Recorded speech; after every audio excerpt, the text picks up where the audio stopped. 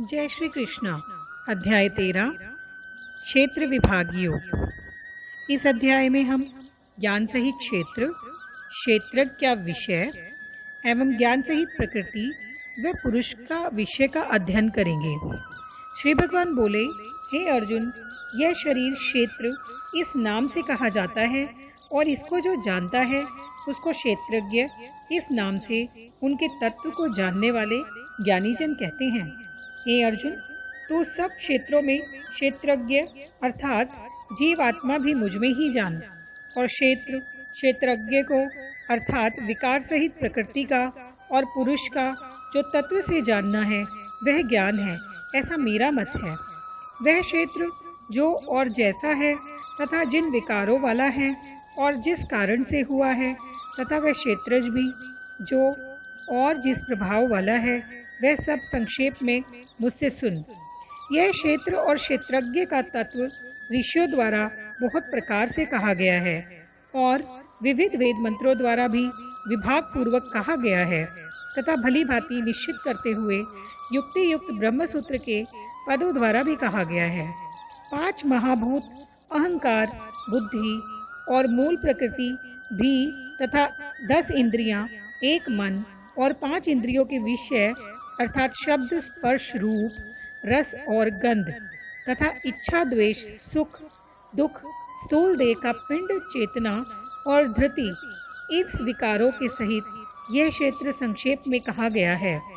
श्रेष्ठता के अभिमान का अभाव, दंभाचरण का अभाव, किसी भी प्राणी को किसी प्रकार भी न सताना, क्षमा भाव, मन, वाणी आदि की सरलता, श्रद्धा, भक्ति सहित गुरु की सेवा, बाहर भीतर की शुद्धि, अंतकरण की स्थिरता और मन इंद्रियों सहित शरीर का निग्रह, इस लोक और परलोक के संपूर्ण भोगों में आसक्ति का अभाव और अहंकार का भी अभाव, जन्म, मृत्यु, जरा और रोग आदि में दुख और दोषों का बार बार विचार करना, पुत्र, स्त्री, घर और धन आदि में आसक्ति का अभाव, ममता का न होना तथा प्रिय और अप्रिय में प्राप्ति की सदा ही चित्त का सम रहना, मुझ परमेश्वर में अनन्य योग के द्वारा अव्यभिचारिणी भक्ति और एकांत शुद्ध देश में रहने का स्वभाव और विषयासक्त मनुष्यों के समुदाय में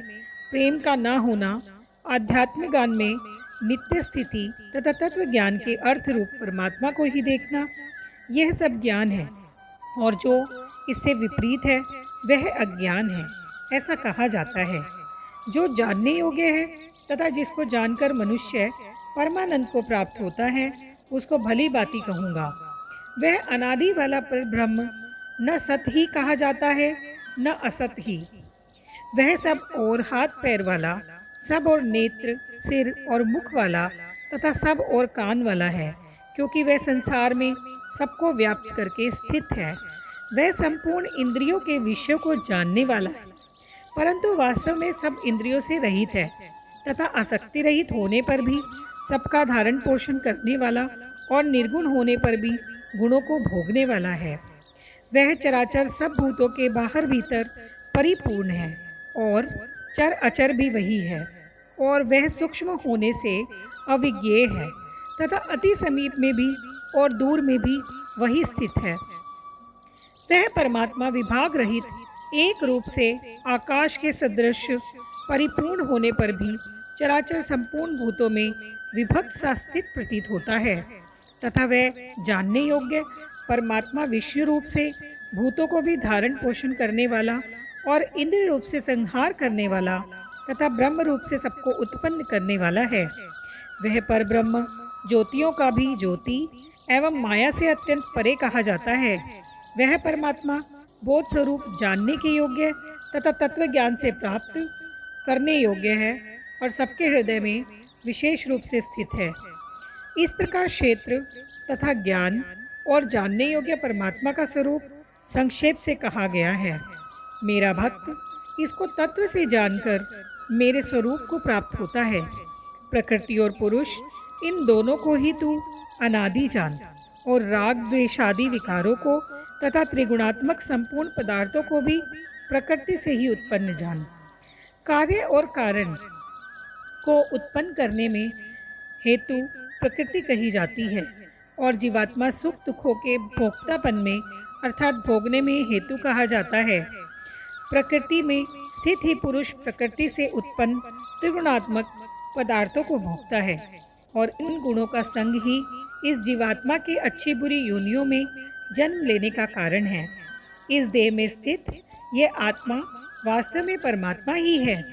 वह साक्षी होने से उपदृष्टा और यथार्थ सम्मति देने वाला होने से अनुमंता, सबका धारण पोषण करने वाला होने से भर्ता, जीव रूप से भोक्ता, ब्रह्म आदि का भी स्वामी होने से महेश्वर और शुद्ध सच्चिदानंद घन होने से परमात्मा ऐसा कहा गया है। इस प्रकार पुरुष को और गुणों से रहित प्रकृति को जो मनुष्य तत्व से जानता है, वह सब प्रकार से कर्तव्य कर्म करता हुआ भी फिर नहीं जन्मता। उस परमात्मा को कितने ही मनुष्य तो शुद्ध हुई सूक्ष्म बुद्धि से ध्यान के द्वारा हृदय में देखते हैं, अन्य कितने ही ज्ञान योग के द्वारा, दूसरे कितने ही कर्म योग के द्वारा देखते हैं अर्थात प्राप्त करते हैं।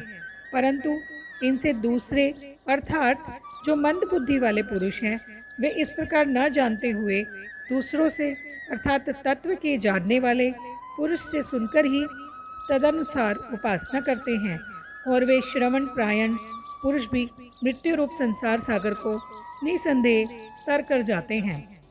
हे अर्जुन, यावन मात्र जितने भी स्थावर जन प्राणी उत्पन्न होते हैं, उन सबको तू क्षेत्र और क्षेत्रज्ञ में संयोग से ही उत्पन्न जान।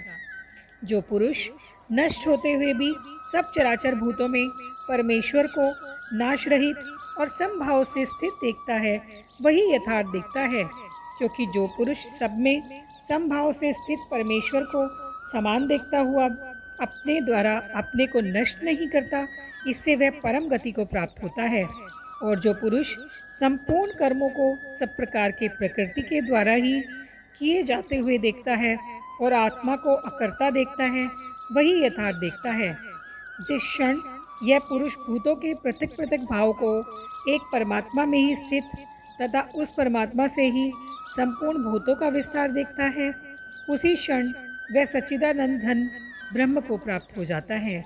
हे अर्जुन, अनादि होने से और निर्गुण होने से यह अविनाशी परमात्मा शरीर में स्थित होने पर भी वास्तव में न तो कुछ करता है और न ही लिप्त होता है।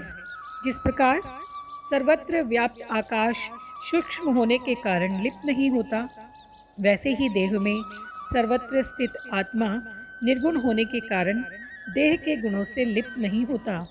हे अर्जुन, जिस प्रकार एक ही सूर्य इस संपूर्ण ब्रह्मा को प्रकाशित करता है, उसी प्रकार एक ही आत्मा संपूर्ण क्षेत्र को प्रकाशित करता है। इस प्रकार क्षेत्र और क्षेत्रज्ञ के भेद को तथा कार्य सहित प्रकृति से मुक्त होने को जो पुरुष ज्ञान नेत्रों द्वारा तत्व से जानते हैं, वे महात्मा जन परम ब्रह्म को प्राप्त होते हैं। जय श्री कृष्ण।